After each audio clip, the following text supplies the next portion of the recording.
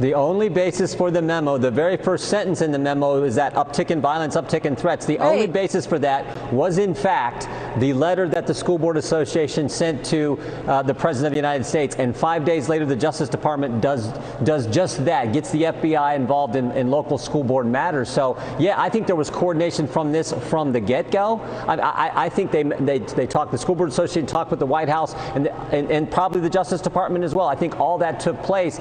But here's the kicker. 24 hours after that hearing, the School Board Association apologizes. That never happens. I mean, in fact, this apology just wasn't a normal apology.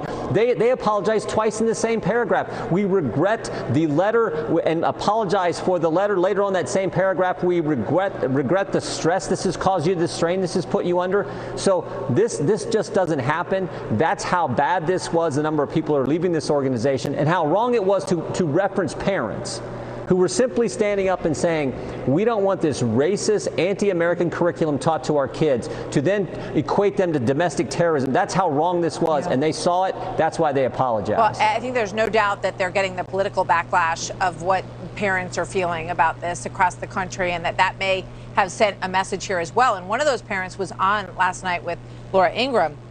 His story is awful.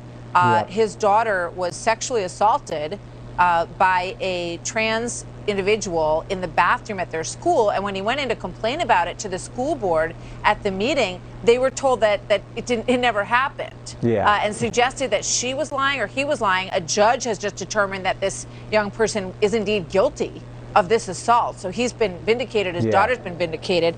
We have a picture of him being arrested and put in handcuffs. So he was used as a, here's a data point. Here's one of these parents that is so disruptive that he needs to be arrested. Your thoughts on all that? Well, no, it's a tragic situation. The fact that the Attorney General of the United States didn't know about this. I mean, after all, this did happen in Loudoun County. This has been ground zero for this whole debate about critical race theory, this whole situation where moms and dads are speaking up about what's happening to their kids at in their school district, and for him not to know about that. But worse yet, that was one of the reference points, as you point out, in the original letter. That was the basis for the Attorney General issuing his memorandum, which gets the FBI involved, and not just anyone at the FBI. The press release that accompanied the memorandum from the Attorney General, that press release talks about the National Security Division at the FBI. That's the division that deals with domestic threats, domestic terrorist threats. So this is as frightening as it gets.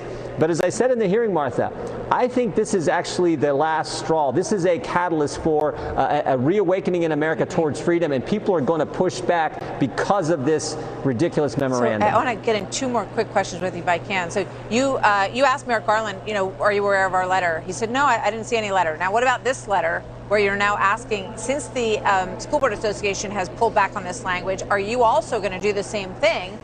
Yeah. What do you hear back from the Department of Justice on that? We just sent the letter yesterday. Every single Republican on the Judiciary Committee signed it. Leader McCarthy is for it. I would bet every Republican and probably every mom and dad around this country supports it.